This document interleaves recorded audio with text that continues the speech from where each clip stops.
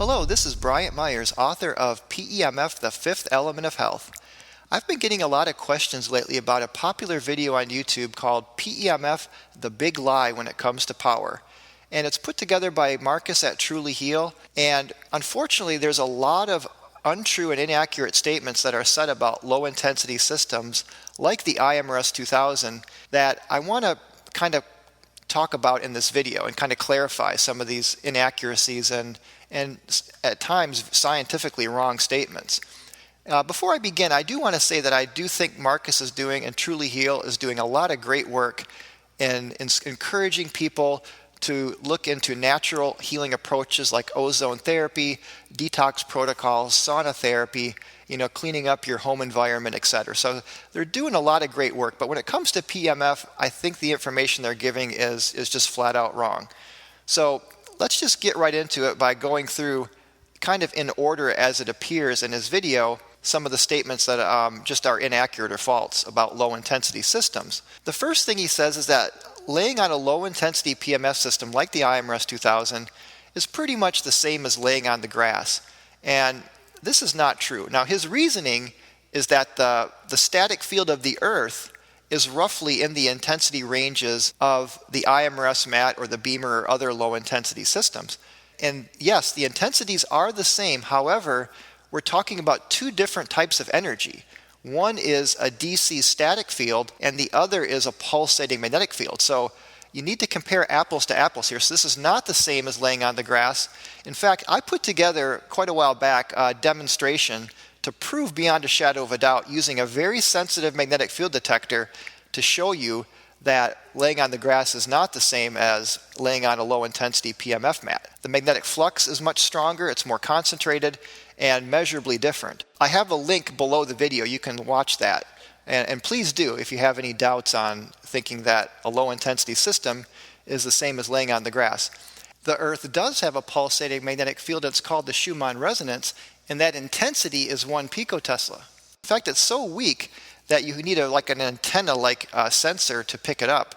So because we know the Schumann resonance is very important to biological life, or to life on Earth, that life itself has these amplifiers and very finely tuned antenna that can respond to frequency.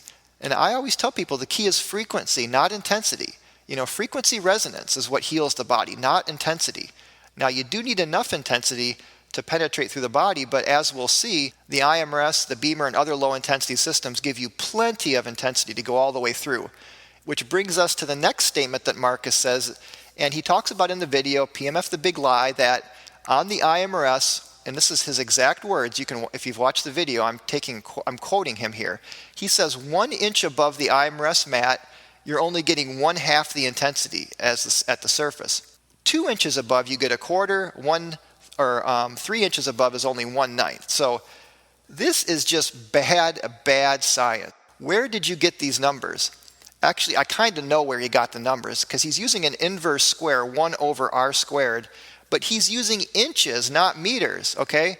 First of all, Coulomb's law and gravitational law of Newton are inverse square forces. So you have to use meters because those equations, all the units and all the constants are in SI units, and the SI unit for length is meters. So if you say an inch is 1/2, and 2 inches is 1/4, and 3 inches is 1/9, you can tell he's using the 1/r² drop-off.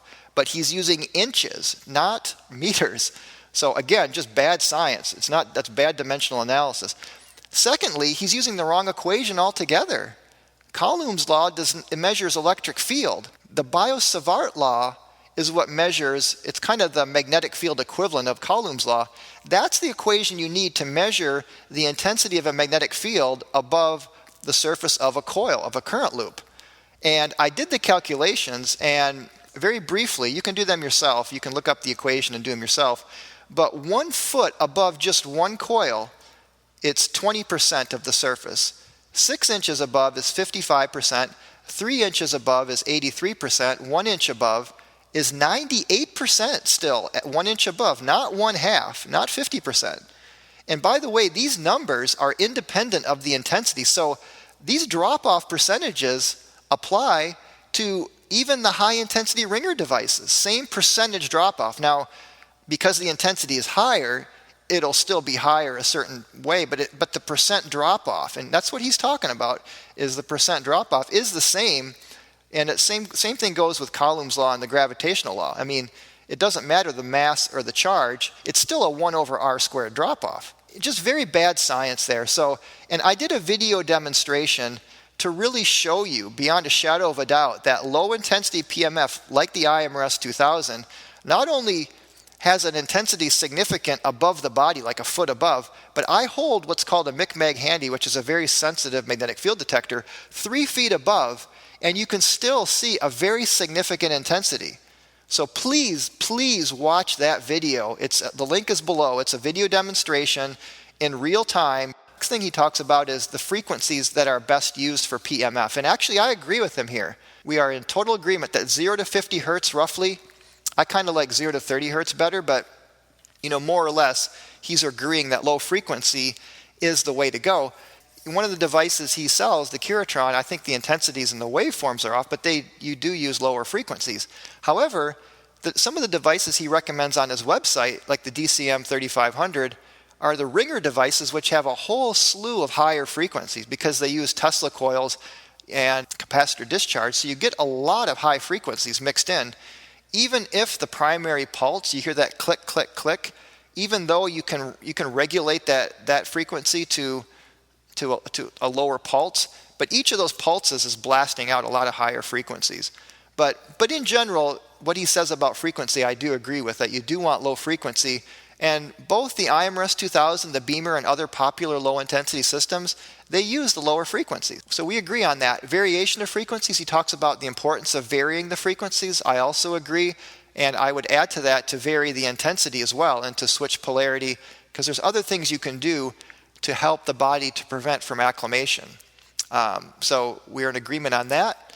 And as a little aside, the IMRS 2000 has something that no other PMF device has, which is an iMORE biofeedback, or a heart rate variability biofeedback. And that will actually adjust the intensity automatically to give you pretty much a unique session every time you use it. So that's one of the things that you don't get with the higher intensity systems. The next thing he talks about in his video is that a sine wave is what is found in nature. If you truly understand how the Schumann resonance is created by lightning strikes, around 7 million lightning strikes a day, which, lightning strikes are anything but smooth. They're very chaotic, very jagged. And the Schumann resonance itself, which has been carefully mapped, in fact, the Global Coherence Initiative project basically graphs the Schumann resonance on a daily basis. And I got an image here you can look in a link below. And it's anything but a smooth sine wave. And the reason for that is that there's many frequencies combining together in many complex ways, which means it's impossible to get a smooth sine wave from that. Interestingly, he next talks about how a square wave is also good, but it's very different from a simple sine wave. You're getting a very rapid rise and fall signal. He kind of contradicts himself, saying that you want a smooth sine wave, that's what's found in nature, but then a square wave is all of a sudden also very good. Well, I actually agree with him on the square wave and other rapid rise and fall signals like a sawtooth. And I've done many videos where I go into detail and explain why I think a rapid rise and fall is important. There's a NASA study, there's many research studies showing that a rapid rise and fall signal like a sawtooth, like a square wave, is going to give you the maximum beneficial ion transport. In his video, he even talks about the ringer devices, how it's sort of like hitting and taking a club and hitting all the cells at the same time. Which is a rapid rise and fall. All those ringer devices are very rapid rise and fall. They are not simple sine waves. The next thing he shows is before and after live blood microscopy with the IMRS 2000 compared to another PMF device, which uses a square wave. Now, he lists some specs for the IMRS which are incorrect. Number one, he says the intensity of the well fit is only 0.16 Gauss, or 16 microtesla. That is not correct. It's actually 32. So it's double the number that he lists.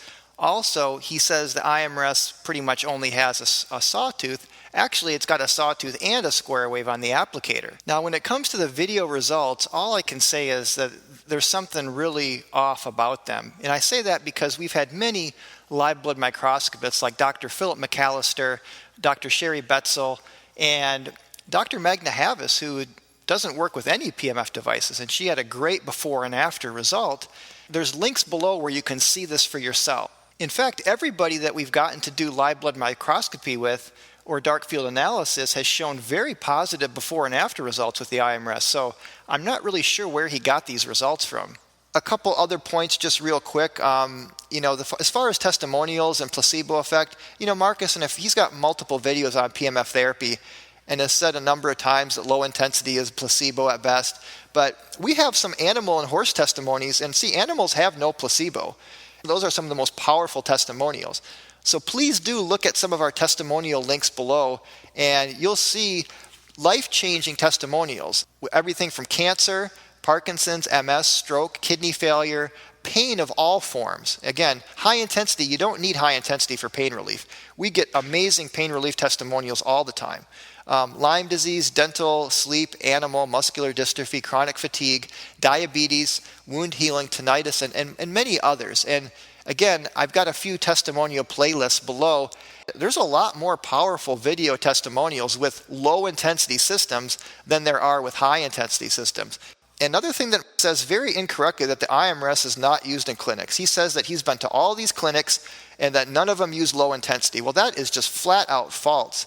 In fact, I have a couple doctors to get back to just today, the day that I'm recording this video, that have the IMRS in their clinic, a low intensity system. So don't believe that the IMRS is not used in clinics. It's used in hundreds of clinics, as is the Beamer and other low intensity systems. He also mentions the IMRS as MLM. It's not MLM. Let me just put that to rest. The company Swiss Bionic has two business models. One is the Omnium, which is MLM, and that's a different PEMF device. It's a portable tablet-based system.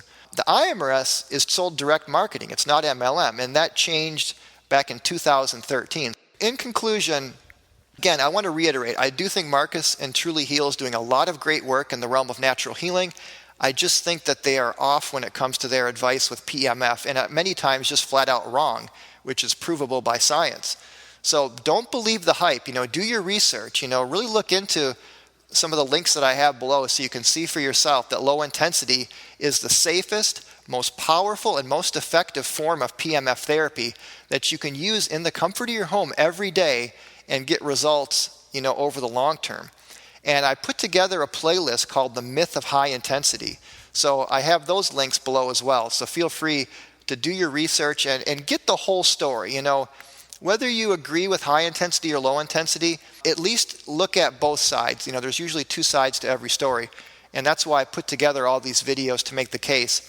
My personal opinion is high intensity may have a place in the clinical setting under a doctor's supervision that's trained in using high intensity for a short period of time, but I'm firmly stick to my belief for both day-to-day use, for results, for safety reasons, that the unit you want in your home is a low-intensity system. A low-intensity, low-frequency, earth-based system, like the IMRS 2000. That's the unit I do recommend and I personally like to use. And thank you for listening. For more information, check out my book, PEMF, The Fifth Element of Health, and my website, PEMFbook.com. Thank you and have a great day.